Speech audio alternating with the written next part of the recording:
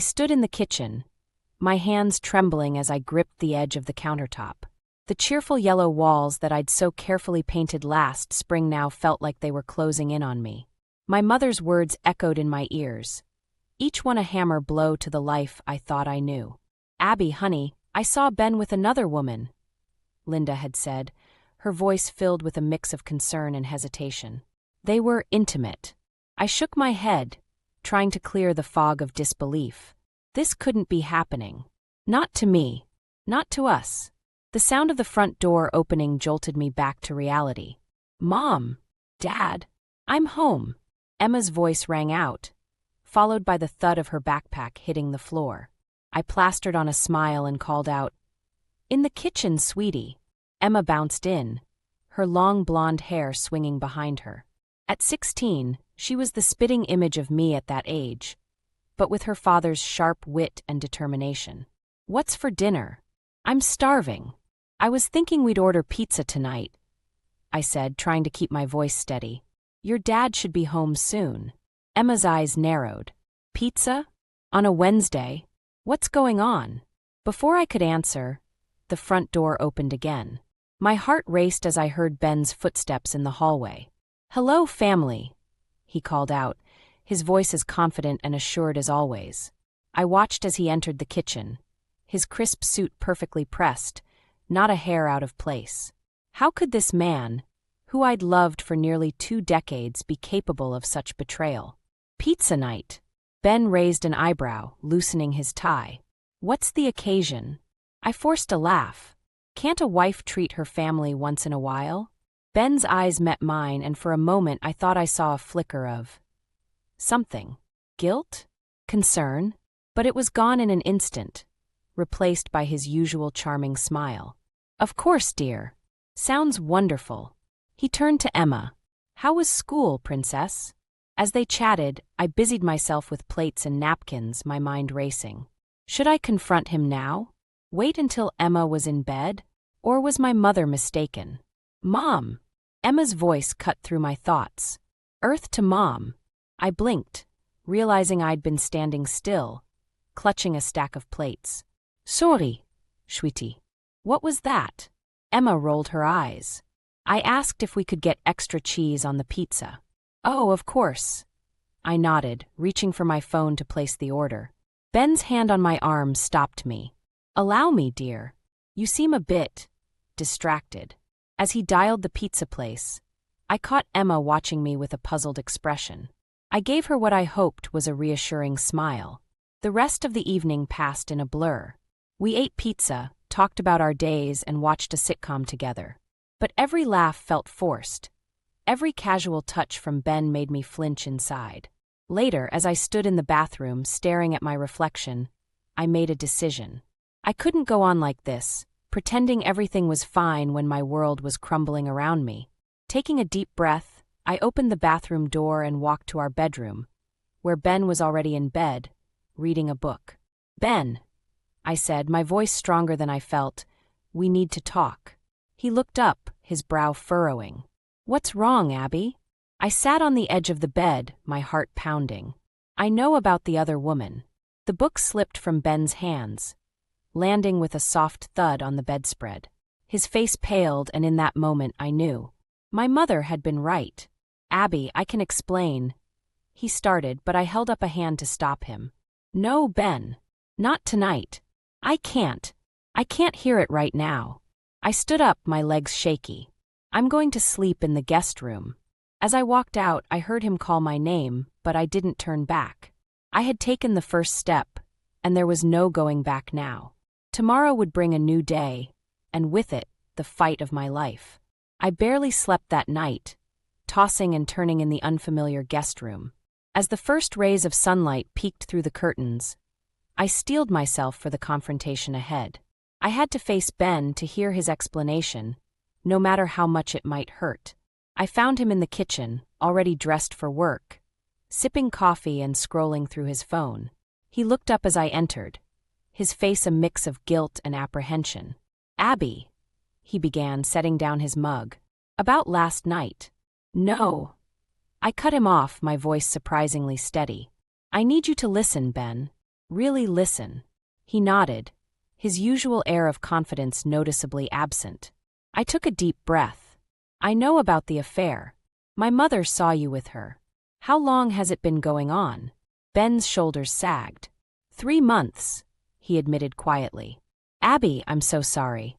It was a mistake, a moment of weakness. 3 months isn't a moment, Ben. I snapped, feeling my carefully constructed calm begin to crumble. It's a choice. A series of choices. He stood up, reaching for me, but I stepped back. Please, Abby. Let me explain. Things haven't been right between us for a while now. You've been so distant, so caught up in your routines. I couldn't believe what I was hearing. My routines? You mean taking care of our home, our daughter, your needs? Is that what's driven you into another woman's arms? Ben's face hardened. That's not fair, Abby. You know that's not what I meant. But when was the last time you did something for yourself? For us? You've lost yourself in being a wife and mother. His words stung, partly because I knew there was a grain of truth in them. But that didn't excuse his actions. So this is my fault? I asked, my voice rising. I've failed in my role as your wife, is that it? That's not what I'm saying. Ben's voice matched mine in volume. But you have to admit you've changed. The Abby I married was vibrant, ambitious. Now it's like you're just going through the motions. I felt tears pricking at my eyes but refused to let them fall. And you think cheating on me is the solution? Instead of talking to me, working on our marriage, you decide to betray everything we've built. Before Ben could respond, we heard footsteps on the stairs. Emma appeared in the doorway, her eyes wide with confusion and fear. What's going on? She asked, looking between us. Why are you fighting? Ben and I exchanged glances, neither of us sure how to handle this moment. Emma, sweetie. I began, trying to keep my voice calm. Your father and I are just having a disagreement. About what? Emma pressed, her gaze sharp. Is this why you were acting so weird last night, Mom? I hesitated, not wanting to burden her with the truth, but Ben spoke up. Emma, I've made a terrible mistake, he said, his voice heavy with regret. I've hurt your mother and our family. Emma's face paled. What did you do? The silence that followed was deafening. I watched as understanding dawned in Emma's eyes, followed quickly by anger and disappointment. You cheated on Mom, didn't you? She accused, her voice trembling. Ben nodded, unable to meet her gaze. Emma turned to me, her expression a mix of sympathy and frustration. And you're just going to forgive him, aren't you? Like you always do when he messes up. Her words hit me like a slap. Was that how my daughter saw me? As a doormat? I don't know what I'm going to do, Emma, I said honestly. But I promise you, I won't just sweep this under the rug. Emma shook her head, grabbing her backpack from the counter. I can't deal with this right now. I'm going to school. As the front door slammed behind her, Ben and I were left standing in the kitchen, the weight of our broken family hanging heavy between us. What happens now? Ben asked quietly. I looked at him, the man I'd loved for so long, now a stranger in so many ways. I don't know, Ben, but things can't go back to how they were. I won't let them. The days following my confrontation with Ben blurred together in a haze of tension and unspoken words. We danced around each other, our once comfortable routines now stilted and awkward. Emma retreated into herself, spending more time in her room than with us. The weight of our fractured family pressed down on me, making it hard to breathe. It was during one of these suffocating moments that I made my decision. I needed space, a place to think and rediscover who I was beyond being Ben's wife and Emma's mother. With trembling hands, I picked up my phone and dialed a number I'd been staring at for days. Hello, is this about the apartment for rent? I asked, my voice barely above a whisper. An hour later, I found myself across town, standing in a small, sun-filled studio apartment. The landlady, a kind-faced woman named Mrs. Chun, smiled as she showed me around. It's not much, she said, but it's a good place for new beginnings. New beginnings. The words echoed in my mind as I signed the lease, a mixture of excitement and terror coursing through me. Back at home, I sat in my car, gathering courage to face what lay ahead. As I walked in, I heard raised voices coming from the kitchen. "I can't believe you're defending him." Emma's voice sharp with anger. "I'm not defending anyone," Ben replied, sounding weary. "I'm just saying that relationships are complicated." "Complicated?" Emma scoffed. "You cheated on Mom. That's not complicated, that's just wrong."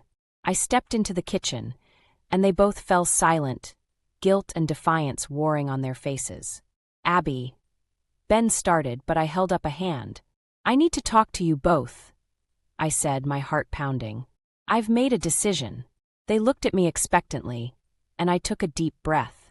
"I've rented an apartment," I said, watching their expressions shift from confusion to shock. "I'm moving out for a while. I need some time to figure things out." "What?" Emma's voice was small, all her earlier bravado gone. "Mom, you can't leave." Ben stood frozen, his face pale. "Abby, please, we can work this out. You don't have to go." I shook my head, feeling stronger with each word. "I do, Ben. I need to do this for me. I've lost myself in this family, and I need to find out who I am again." "But what about us?" Emma asked, tears welling in her eyes. "What about me?" My heart ached at her pain, but I stood firm. "I'm not abandoning you, sweetheart. I'll still be here for you, always. But I need this time." Ben finally found his voice. "How long will you be gone?" "I don't know," I answered honestly. "As long as it takes." The silence that followed was deafening. Emma stormed out of the kitchen, her footsteps thundering up the stairs. Ben slumped into a chair, his head in his hands. "I did this," he murmured. "I drove you away." Part of me wanted to comfort him, to fall back into old patterns. But I resisted. "No, Ben. Your actions were the catalyst, but this is about more than that. This is about me finding myself again." As I turned to leave the kitchen, Ben called out, "Do you think you'll come back?" I paused in the doorway, not turning around. "I don't know. But I do know that things can't go back to how they were. Whether I come back or not, everything has to change." With those words hanging in the air, I walked away, feeling both terrified and exhilarated. For the first time in years, I was taking control of my life. The road ahead was uncertain, but as I climbed the stairs to pack my bags, I felt a glimmer of hope. This wasn't just an ending. It was the beginning of something new. The days following my announcement were a whirlwind of emotions. I spent most of my time packing, sorting through years of memories and deciding what to take to my new apartment. Ben hovered on the periphery, alternating between pleading for another chance and sullen silence. Emma, however, was a storm of teenage fury. It all came to a head on a rainy Tuesday afternoon. I was in the kitchen, preparing dinner one last time before my move the next day, when Emma burst through the door, soaking wet and seething. "I can't believe you're actually going through with this," she shouted, dropping her backpack on the floor with a thud. I took a deep breath, trying to stay calm. "Emma, we've talked about this. You need time," she mimicked, her voice dripping with sarcasm. "You need space." "What about what I need, Mom? What about our family?" Before I could respond, Ben walked in, his tie loosened and his face weary. "What's going on?" he asked, looking between us. Emma whirled on him. "Did you know she's leaving tomorrow? Did you even try to stop her?" Ben's shoulders sagged. "Emma, it's not that simple." "Of course it is," Emma cried. "You messed up, Dad. You cheated. But Mom's the one walking out on us." I felt my carefully constructed composure crumbling. "I'm not walking out on anyone, Emma. I'm trying to." "To what?" Emma interrupted. "To find yourself?" "Newsflash, Mom. You're a middle-aged housewife who can't even keep her family together. What exactly are you hoping to find?" Her words hit me like a physical blow. I staggered back, gripping the kitchen counter for support. Ben stepped forward, his face thunderous. "That's enough, Emma. You will not speak to your mother that way." But Emma was on a roll, years of pent-up frustration pouring out. "Why not? It's the truth, isn't it? She's failed at being a wife, and now she's failing as a mother too." "Stop it," I shouted, my voice cracking. Just stop. The kitchen fell silent. The only sound the steady drip of water from Emma's wet clothes. I looked at my daughter, really looked at her, and saw not just anger, but fear and hurt in her eyes. And suddenly I understood. This wasn't just about my leaving. This was about years of feeling second best to my role as Ben's wife, of watching me put everyone else's needs before my own. "Oh, Emma," I said softly, stepping towards her. "I'm so sorry." She flinched away from me, but I persisted. "I'm sorry that I haven't been the mother you needed.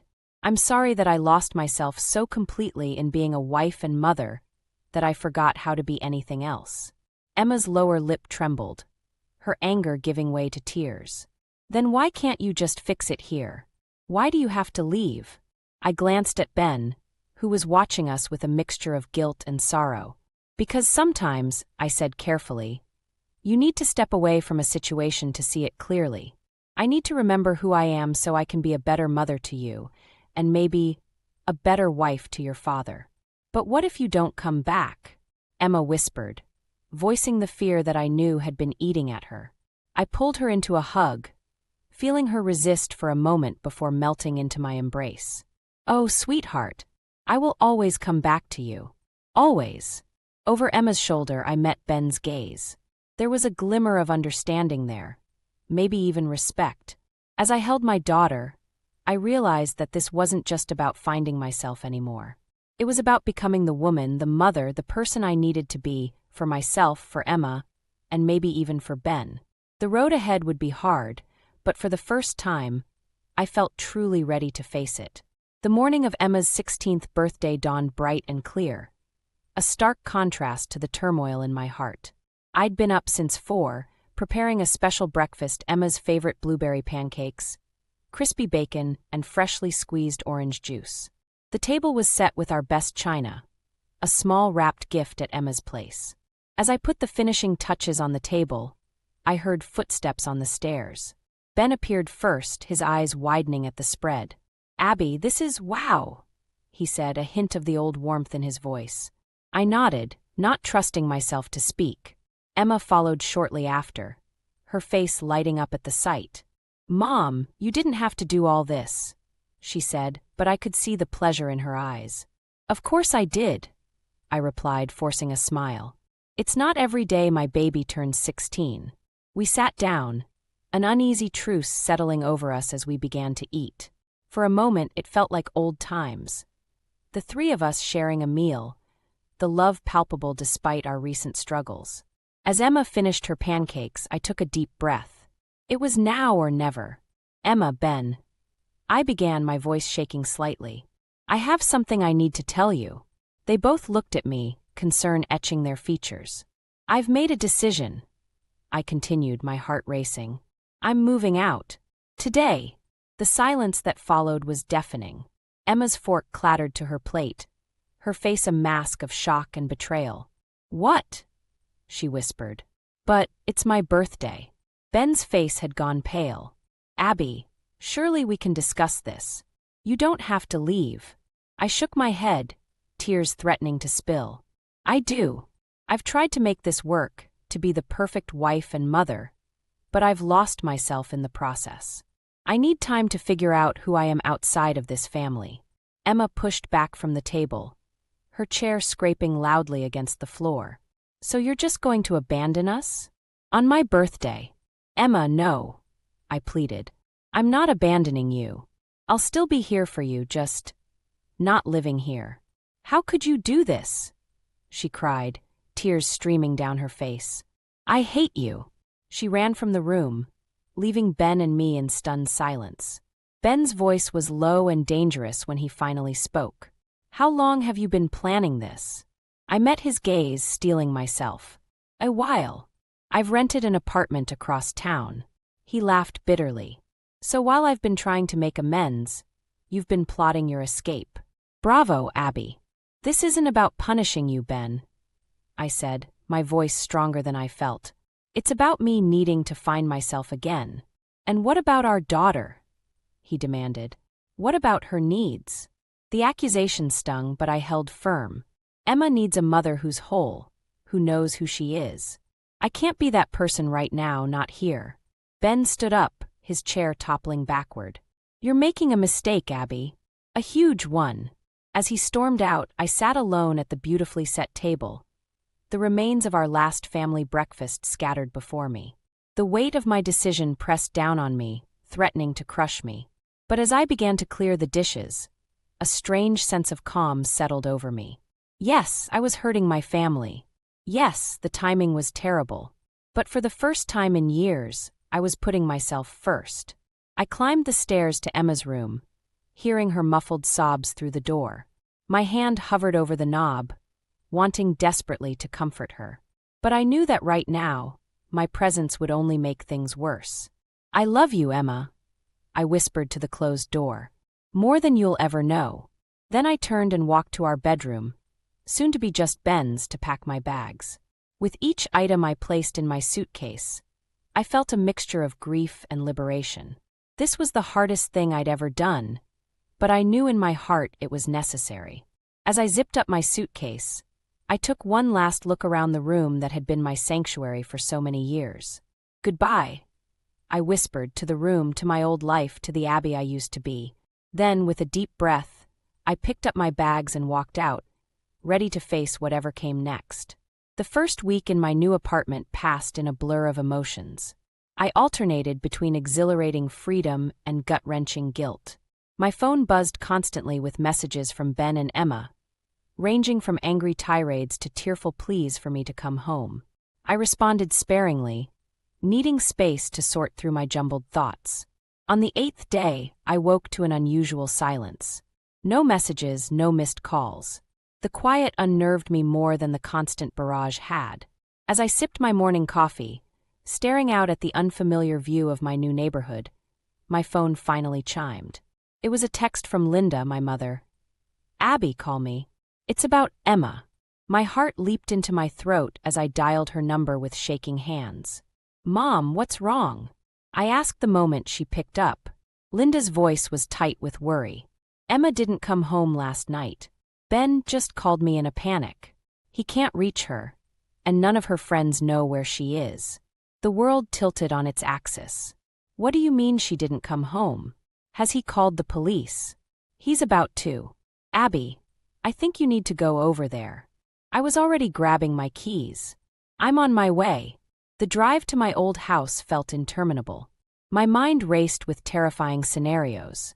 Had Emma run away? Was she hurt? Lost? The guilt crashed over me in waves. If anything had happened to her because of my selfish decision, I screeched into the driveway, barely remembering to put the car in park before I bolted out. Ben flung open the front door before I could even knock, his face haggard with fear and lack of sleep. Any news? I asked breathlessly. He shook his head. Nothing. I've called everyone I can think of. The police are on their way. We stood in the entryway, the awkwardness of our situation momentarily forgotten in the face of our shared terror for our daughter. This is my fault, I whispered, tears welling up. If I hadn't left. Don't. Ben cut me off. We can't think like that right now. We need to focus on finding her. Just then Ben's phone rang. He answered it on speaker. Mr. Reese, a young voice said. This is Zoe, Emma's friend. I think I know where she might be. Hope surged through me. Where? Zoe? I asked urgently. There's this old treehouse in the woods behind the school. We used to go there sometimes when we wanted to be alone. She mentioned it the other day, said she might go there to think. Ben and I exchanged glances. Thank you, Zoe, he said. We'll check it out. We raced to the car, leaving a note for the police. The drive to the school was tense, neither of us speaking, both lost in our own thoughts and fears. As we approached the wooded area behind the school, I spotted a familiar figure huddled on a bench near the treeline. There! I cried, pointing. Ben barely had time to stop the car before I was out, running towards our daughter. Emma! I called out. She looked up, her face tear-stained and pale. Mom! She said, her voice small and confused. I pulled her into my arms, relief washing over me. Oh, Emma! We were so worried. Are you okay? She nodded against my shoulder, then pulled back as Ben approached. I'm sorry, she whispered. I couldn't be in that house anymore. Not with you gone and Dad. I just needed to think. Ben knelt beside us, his hand on Emma's shoulder. We understand, sweetheart. But please, don't ever disappear like that again. We were terrified. As we sat there, the three of us huddled together on that cold bench, I realized how fragile our family had become. The distance I'd created, thinking it would help me find myself, had instead pushed us all to the brink.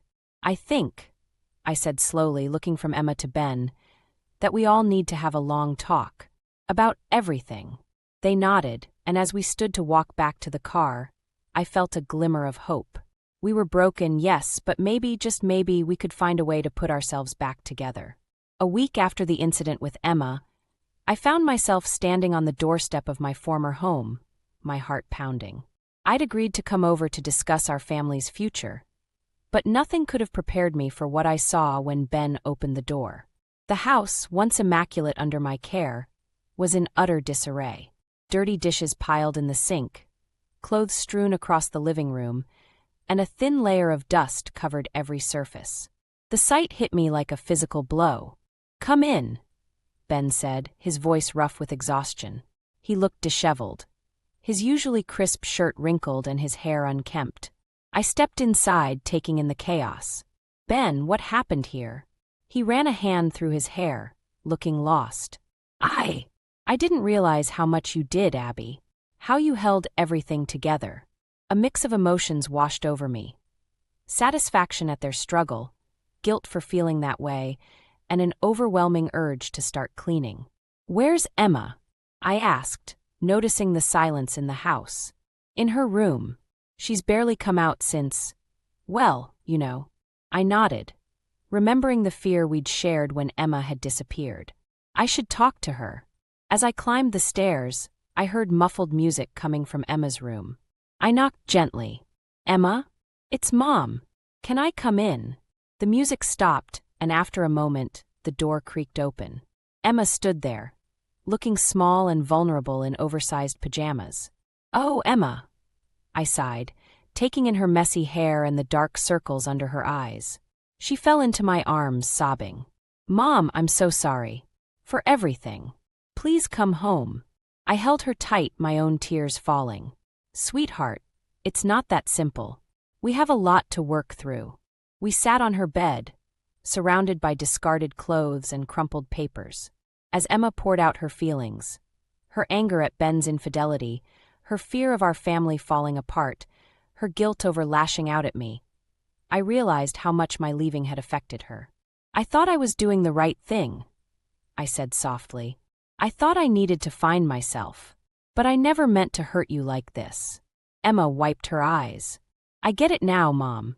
I see how much you did for us, how we took you for granted. But we need you. I need you. Her words tugged at my heart, but I knew I couldn't simply fall back into my old role. I need you too, Emma. But things have to change. For all of us. We made our way downstairs, where Ben was attempting to load the dishwasher. He looked up as we entered, hope and apprehension warring on his face. Abby, Emma, He started, then faltered. I don't know how to fix this. I took a deep breath, looking around at the mess that our lives had become. We start by cleaning up, I said firmly. All of us, together. For the next few hours, we worked side by side, clearing away the physical debris of our broken family. As we cleaned, we really talked about our fears, our mistakes, our hopes for the future. Ben confessed the insecurities that had led to his affair, how he'd felt disconnected from me and sought validation elsewhere. Emma admitted to feeling neglected, caught between her warring parents. And I shared my feelings of loss of identity, of being taken for granted, of needing to rediscover who I was beyond being a wife and mother. As the house slowly returned to order, I felt a shift in the air. We weren't fixed, far from it, but for the first time I saw a glimmer of hope. Standing in the newly cleaned living room, I looked at Ben and Emma. This is a start, I said, but we have a long way to go. Ben nodded, his eyes serious. "Will you come home, Abby? Give us another chance." I hesitated, torn between the pull of my family and the newfound independence I'd discovered. I don't know," I admitted. "I need time to think." As I left the house that evening, my emotions were in turmoil. I'd seen firsthand the chaos my absence had caused, felt the love and need from my family. But I'd also tasted freedom, rediscovered parts of myself I'd thought long lost. Standing on the sidewalk, looking back at the house that had been my whole world for so long, I realized I was at a crossroads. The decision I made now would shape not just my future, but the future of our entire family. And for the first time in years, I truly didn't know what I was going to do. The day after my visit to the house, I woke to a flurry of text messages from Ben. "We need to talk," the last one read. "Please come over." My heart raced as I drove to my former home. When I arrived, I was surprised to see not just Ben, but Emma and my mother, Linda, waiting for me in the living room. "What's going on?" I asked, my voice wavering. Ben stood, his face a mask of remorse. "Abby, I owe you an apology. A big one. We all do." I sat down, bracing myself for what was to come. "I've been selfish," Ben continued. "I took you for granted, expected you to be perfect without appreciating all you did. My affair. It was inexcusable. I see that now." Emma chimed in, her eyes brimming with tears. "And I've been horrible, Mom. I didn't understand how much you sacrificed for us." "I'm so sorry." Linda reached out and squeezed my hand. "We've all realized how much you mean to this family, Abby. How lost we are without you." I felt tears welling up, but I held them back. "I appreciate your apologies, but it's not enough," Ben finished for me. "We know. That's why we've come up with a plan." They outlined their ideas. Ben would start therapy to work on his issues. Emma would take on more responsibilities around the house, and they both promised to show more appreciation for me. "And what about my needs?" I asked, surprising myself with my boldness. "What about the parts of myself I've rediscovered while I've been away?" There was a moment of silence before Ben spoke. "We want you to pursue those things, Abby. Your happiness matters. We'll support you in whatever you want to do." I looked at each of them, seeing the sincerity in their eyes. But I wasn't ready to give in just yet. "Words are easy," I said. "I need to see action. Show me you mean it." Over the next few weeks, I watched as they put their promises into practice. Ben started therapy and took on more household duties. Emma helped with chores without complaint and even started asking about my day. They both encouraged me to take an art class I'd been eyeing. But it was a month later, when I came to the house for dinner, that I truly saw the change. The place was spotless, dinner was prepared by Ben and Emma together, and on the wall hung a beautiful framed photo of the three of us, taken years ago when we were truly happy. "We found this while cleaning," Emma explained. "We want to be that family again, Mom, but better. With you as an equal, not just a housewife."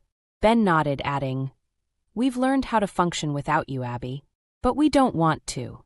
We want you here because we love you, not because we need you to take care of us." In that moment, looking at their hopeful faces, I felt a shift within me. The anger and resentment I'd been carrying began to melt away, replaced by a cautious optimism. "I'm not moving back in," I said slowly. "Not yet. But I'm willing to work on us. All of us together." The relief on their faces was palpable. We sat down to dinner, and for the first time in months, it felt like we were truly a family again. As we ate and talked, laughing at Emma's jokes and discussing Ben's therapy insights, I realized something profound. My journey wasn't about finding myself separate from my family. It was about redefining my role within it, about demanding the respect and appreciation I deserved. I looked around the table, at the faces of the people I loved most in the world, and felt a sense of peace wash over me. We weren't perfect, and we still had a long way to go. But we were really trying to build something better. As I drove back to my apartment that night, I felt lighter than I had in years. I wasn't just Abby the wife or Abby the mother anymore.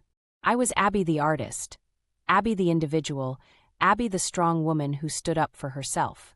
And for the first time in a long time, I was excited about what the future might hold for all of us.